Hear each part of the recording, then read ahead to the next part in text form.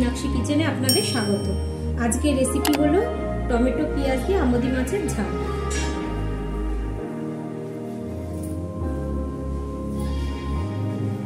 মাছ নিয়ে নিয়েছি ছোট ছোট।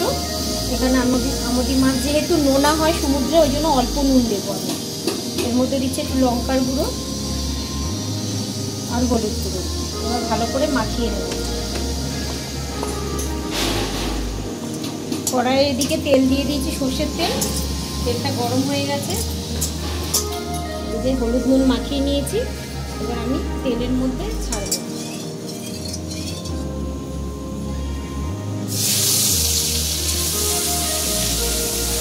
লাল লাল করে ভেজে দেবো।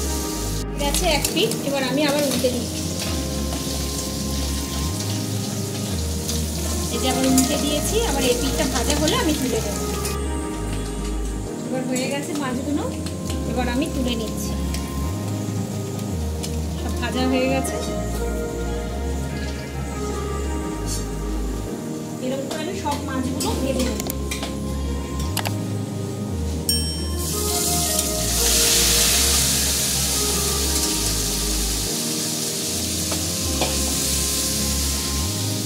মাছ পুরো ভাজা হয়ে গেছে। এবার আমি এখানে তেলে সাদা জিরে দিয়ে দেবো। কেটে নিয়েছি, এখানে দুখানা পেঁয়াজ নিয়ে নিয়েছি। পেঁয়াজটা আমি তেলের মধ্যে দিয়ে দেবো।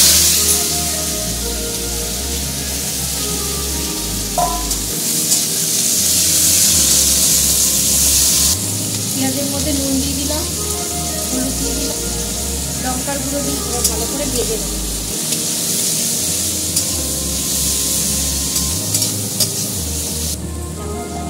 এখানে আমি রসুন কুচি করে রেখেছিলাম, রসুনটা এবার আমি দিয়ে দিচ্ছি।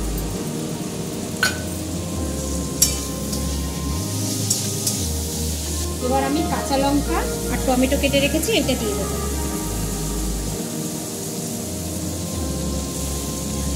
একটু টমেটোটা একটু বেশি দিলে টমেটোটা একটা টক টক ভাব লাগবে, আর কাঁচা লঙ্কার জন্য ঝালটাও লাগবে, খেতে খুব দারুণ লাগবে। হয়ে গেছে কষানো। এবার আমি মাছটা ছেড়ে দেবো।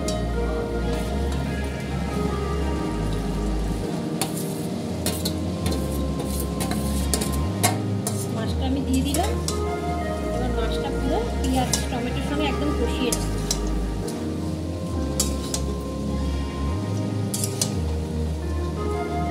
এবার ভালো করে মাখিয়ে নিয়েছি। এবার আমি ঢাকা দিয়ে দিচ্ছি। 3 থেকে 4 মিনিট ঢাকা দিয়ে রাখবো। হয়ে গেছে 3-4 মিনিট। এই যে তেল বেরিয়ে গেছে সাইড দিয়ে। কালারটাও কত সুন্দর এসছে। এবার আমি নামিয়ে নেব। নামিয়ে এবার ধনেপাতা উপর দিক দিয়ে আমি ধনেপাতা ছড়িয়ে দেব। আমোদি মাছের ঝাল। আর আমি উপর দিয়ে ধনেপাতা দিয়ে দিচ্ছি। দেখবেন আমোদি মাছের টমেটো পেঁয়াজ দিয়ে ঝাল কিরকম করলাম, শুকনো শুকনো একদম মাখো মাখো ঝাল। তো আপনারা এরকম করবেন বাড়িতে, অবশ্যই গরম ভাতের সঙ্গে খাবেন, ভালো লাগবে। ভালো লাগলে লাইক শেয়ার সাবস্ক্রাইব করে দেবেন। নতুন নতুন রেসিপি জানার জন্য অবশ্যই কমেন্ট করবেন। Thank you.